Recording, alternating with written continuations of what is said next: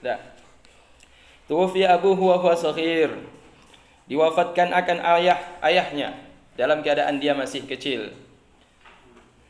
Farubbi yatiman. Maka dididik dia dalam keadaan masih kecil itu, dalam keadaan yatim. Walakinan najabah zaharat fihi min sigharihi. Akan tetapi kecerdasannya itu mulai nampak pada waktu dia masih kecil.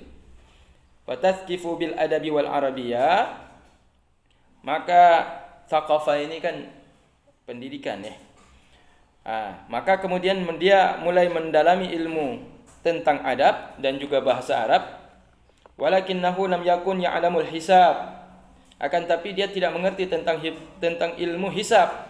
Ilmu hisab ni ilmu matematika ya, hitung menghitung. Dia udah belajar ilmu adab, belajar bahasa Arab. Kemudian dia merasa kekurangan dalam hal ilmu hisab. Ini hisab ini bisa hisab juga ru'yah ya nanti jadinya ya. Lawan daripada ru'yah. Tapi yang dimaksud sini bukan hisab itu ya. Ini maksud di sini berarti ilmu menghitung. Fadhahaba ila Naisabur liyata'allana tarfan minal hisab. Maka berangkatlah dia ke negeri Naisabur dengan tujuan untuk menuntut yaitu sebagian ilmu daripada ilmu hisab. Hatta yatamakkana min idarati qaryatin lahu biistu.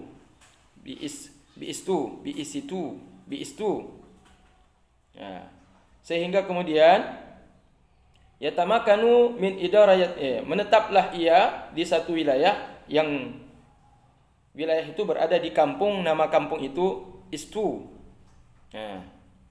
Wa aradatil maqadira ayahdura darsa Abi Ali ad-Daqqaq. Dan bermaksud oleh ia untuk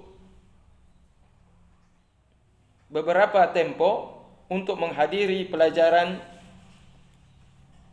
daripada Abi Ali ad-Daqqaq. Jadi ini ayah ini gurunya ya.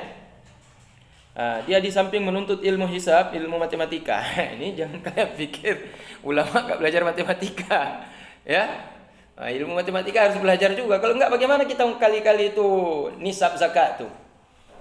Faraid tuh, apalagi itu faraid. Zakat faraid itu kan bikin pening kita. Dia butuh rumus juga tuh. Enggak mesti cuma baca kitab, tapi dia tuntut juga ilmu hisab. Nah, ini menunjukkan kepada kalian juga harus belajar ilmu matematika. Ya. Jadi pas waktu dia datang menuntut ilmu matematika tadi itu, dia berguru juga kepada menghadiri pengajian daripada Abi Ali ad-Daqqaq. Jadi ini gurunya ini Abi Ali ad-Daqqaq. Fayara ikhlasan wa yara taqwa. Maka kemudian melihat oleh Abi Ali ad-Daqqaq akan adanya keikhlasan dan melihat oleh ia Abi ad-Daqqaq akan adanya ketakwaan. Wa yara nuran yatarassama ala wajhihi.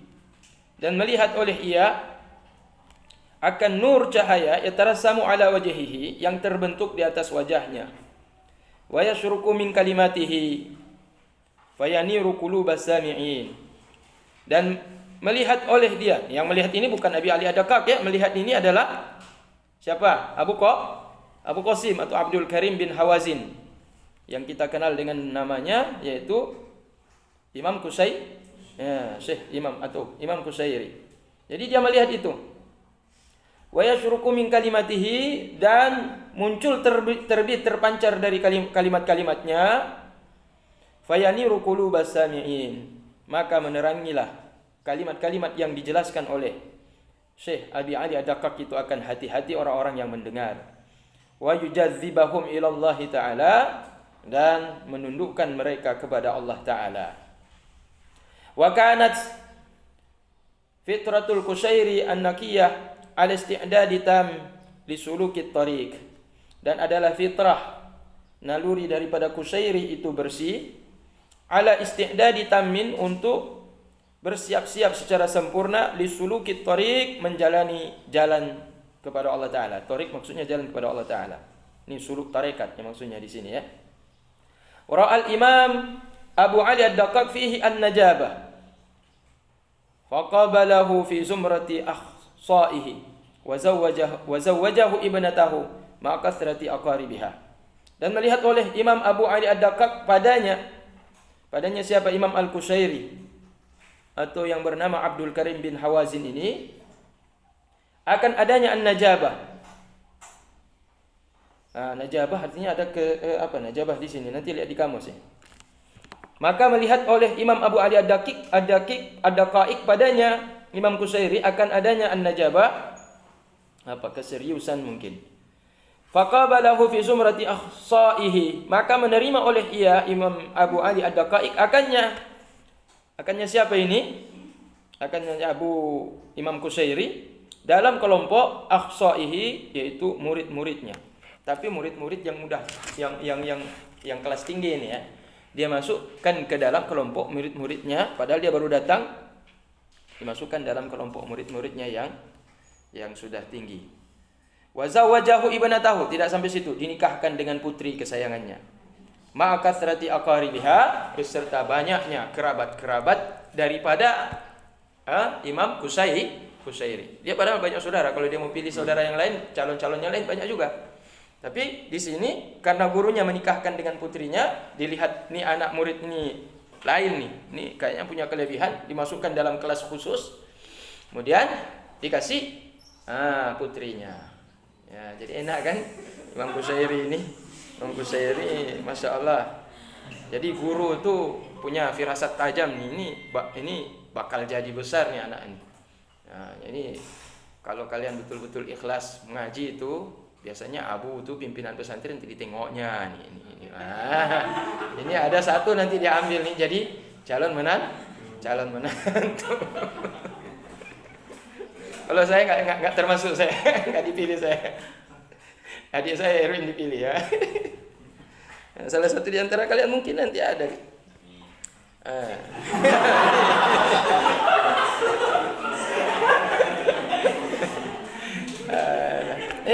Tunggu, kalau menikah sama anak ulama tuh, kita nggak capek kita.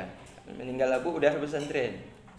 Tapi capek juga, artinya kita harus urus santri yang udah ditinggalkan itu. Kalau nanti justru lebih mundur dari yang udah dirintis sama abu ayah mertua kita, berarti malu kita kan? Tema abu untung rame murid, menyukaji yang kahan ali murid. Ya, berarti harus bertanggung jawab, harus betul-betul mujahadah, harus betul-betul berjuang ya, untuk justru mengembangkan daya tersebut. Jadi harta yang diwariskan itu bukan untuk ladang bisnis, bukan untuk kasih makan cuma untuk masalah perut, tapi memang niatnya adalah untuk dakwah, untuk sebarkan dakwah. Jadi Ali Ad-Daqaiq ini berarti wali ya. Kenapa? Karena bisa dia lihat nih, tembus, firasatnya tajam dan tepat bahwa ini Imam Abu Qasim Abdul Karim ini bin Hawazin ini akan jadi ulama besar dia ke depan, dan terkenal beliau. Terkenal. Jadi kitabnya ini dicetak di Lebanon, tetapi kitab ini tersebar di Mesir. Tersebar juga di Mesir. Wantahal amru bil Qushairi ila an asbaha kama yaqulu anhu al-Imam Abdul Ghafir An-Naisaburi. Dan berhentilah urusan menuntut ilmu itu di negeri Qushairi hingga sampai dia menjadi ulama, sebagaimana yang telah berkata daripadanya oleh Imam Abdul Ghafir An-Naisaburi, al-imam mutlaqan, al-faqih, al-mutakallim, al-usuli, al-mufassir, al-adib, an-nahwi, al-katib, al-syair, lisanu asrihi wa sayyidu waqtihi wa sirullahi baina khalqihi, midarul haqiqati wa ainus sa'adati wa kutubus siyadati min jam'in baina syari'ati wal haqiqati, kana ya'riful usula ala madhhabil asy'ari wal furu' ala madhhabi syafi'i. Ini luar biasa. Jadi ini pengakuan daripada ulama semisal Imam Abu Abdul Ghafir An-Naisaburi. Dia berkata bahwa Imam Al-Qushairi ini dia berhenti dakwahnya, berhenti dia dalam menuntut ilmu itu di negeri Qushairi dan dimakamkan di sana. Kalau ada umur panjang nanti kita main-main ke sana. Ya, panjang umur insyaallah kalian masih muda, semoga banyak rezeki, bisa pergi merantau ke luar negeri. Kalau nggak sempat menimba ilmu, jalan-jalan sana. Nah, lihat kubur-kubur ya. Ziarah maksudnya. Sering-sering ziarah itu tujuannya untuk tafakur kita. Tafakkur sa'ah khairu min ibadati sanah, ya kan? Berpikir satu detik saja itu tapi bermanfaat untuk yang bermanfaat untuk hal yang sangat penting untuk masyarakat, lebih baik dari ibadah 1 tahun. Solat 1 tahun kalah sama berfikir. Jadi orang kalau duduk di kubah ulama tu, duduk di depan kubur ulama tu, berfikir dia. Nyo kopnya kamu meninggai, lon hana lon pajan lo meninggai. Ma kopnya na daya na pesantren ramai murid lon kibana sik lon tu singo, anak so yang baca doa. Kadang-kadang dikuburkan tengah hutan, tahu siapa yang kirim doa. Kubur kita pun jenazah enggak tahu di mana karena enggak ada murid. Ya. Beda dengan Nabi Musa kan. Nabi Musa memang sengaja dilenyapkan Allah Taala, enggak tahu kita kuburnya di mana. Karena kalau tahu orang Israel bahaya, disembah nanti jadi Tuhan. Contoh Nabi Isa, udah dipalang di kayu salib, menurut mereka itu Tuhan. Akhirnya mereka sembah. Ya, Nabi Musa gitu juga. Habis dia selamatkan Bani Israel, entah kemana dia hilang. Dia bilang, udahlah Harun, saya tinggal umatku sama kamu jaga baik-baik. Saya mau pergi jumpa sama Allah, cari ya Allah Taala. Udah nggak tahu di mana lagi. Jadi kuburnya di Mesir, tapi nggak tahu di mana kuburnya itu. Ada yang mengatakan antara Mesir dan Palestina. Karena dia akan bolak-balik itu Palestina Mesir. Tuh di situ dia. Tapi nggak tahu sampai mana kuburan daripada Nabi Musa. Jadi beliau berakhir yaitu di negeri Qusairi. Jadi pengakuan daripada salah satu ulama yang besar di negeri Naisabur, tempat asli kampung daripada Imam Al-Qusairi ini, beliau mengatakan beliau adalah sosok imam secara mutlak. Artinya pemimpin secara mutlak. Mau dia pimpin pemerintah pintar, dia pimpin masalah agama pintar, dia pimpin masalah masyarakat juga pintar, apa-apa dia pintar. Al-Faqih. Al-Faqih. Ini pesantren saya Darul Faqih. Ya, negeri orang-orang faqih. Faqih artinya man yuridillahu bihi khairan yufaqihu fid din. Orang-orang mengerti agama. Jadi beliau orang yang sangat dalam pemahaman tentang agama. Al-Mutakallim. Carong marit. Al-Mutakallim kan orang yang berbicara kan? Katanya cuma berbicara karena untuk menjelaskan kepada masyarakat. Karena orang yang banyak bicara itu bahaya juga. Tapi kalau bicara melihat mungkar, itu namanya syaitan akhras. Man sakata marra'a. Marra'a mungkaran fasakata fahuwa syaitanul akhras. Ya, begitu kata Nabi kan? Siapa melihat ada kejahatan di depan matanya tapi dia diam, maka itu setan bisu namanya. Dia setan kalian. Kalau kalian lihat ada orang dianiaya di depan, diam saja kalian, maka kalian itu setan katanya. Kata Nabi setan. Setan apa? Setan bisu.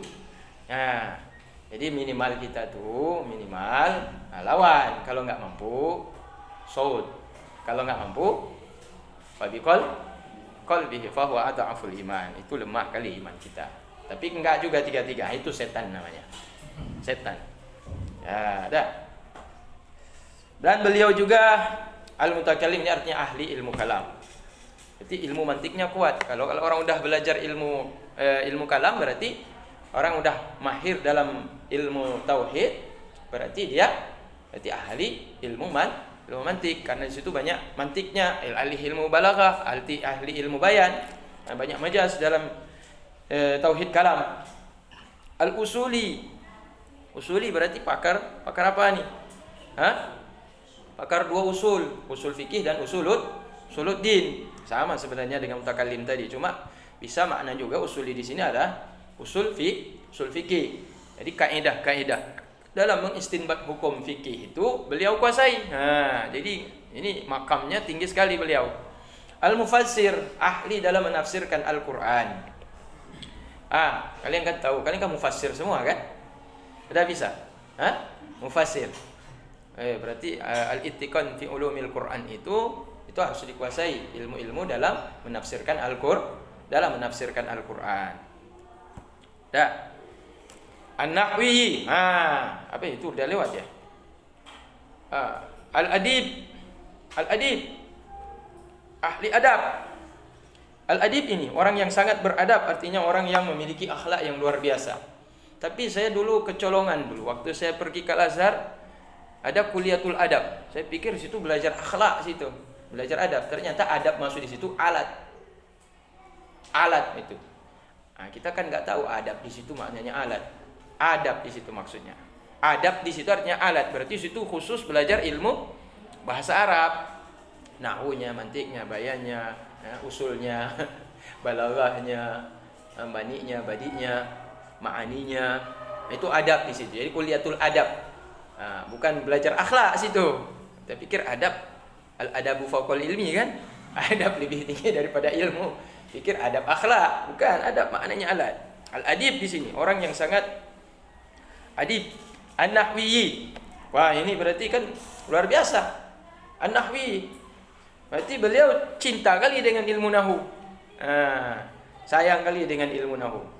Barusan kemarin ada saya upload di video saya tuh, ada seorang mahasiswa di Maroko, dia cari kuburan daripada pengarang kitab Matan Jurumiyah. Siapa pengarangnya? Hasan Haji. Hasan Haji apa orang Jawa apa?